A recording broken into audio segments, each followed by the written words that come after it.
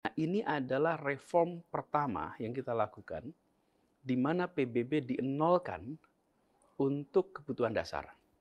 Nah, penentuan 60 meter persegi pertama untuk tanah dan 36 meter persegi pertama untuk tanah, itu ketentuan yang kita rujuk dari peraturan di Kementerian PUPR mengenai rumah sehat sederhana. Dengan asumsi penghuninya 4 orang, lalu luas minimal bangunan adalah 36, dan luas tanah kafling minimal adalah 60 meter persegi.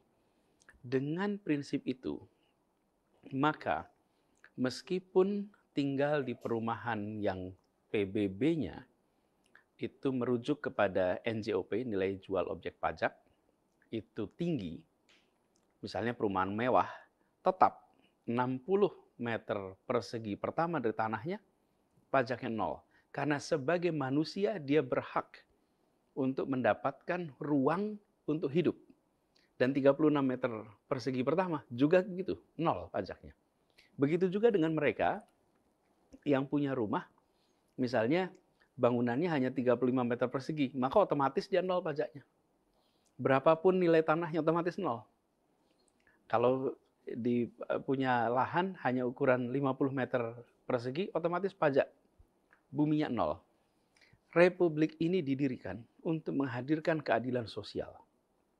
Republik ini dibangun untuk memberikan perasaan keadilan. Tanah dan bangunan yang dipakai untuk rumah tinggal adalah kebutuhan dasar manusia. Tapi kalau rumah untuk hidup, untuk melangsungkan kesehariannya, ya tidak perlu dipajakin. Pemerintah mendapatkan pendapatan dari tempat lain. Memang paling gampang menaikkan PBB.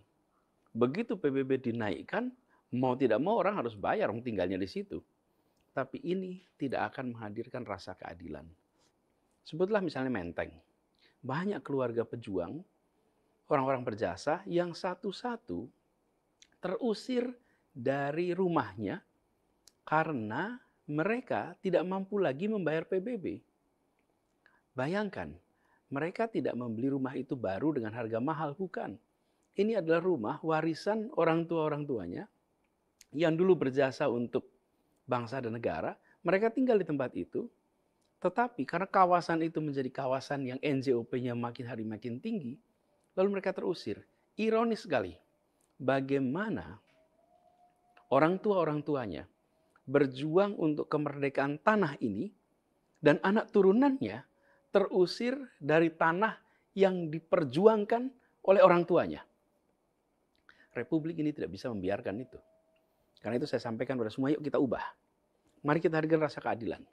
Bagi mereka yang baru pindah ke tempat itu, membeli properti dengan harga pasar hari ini, maka mereka berhak kena pajak.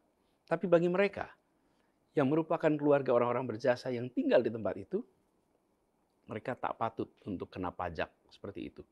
Jangan mereka dihukum dengan pajak tinggi hanya karena kawasannya berubah menjadi kawasan yang mahal.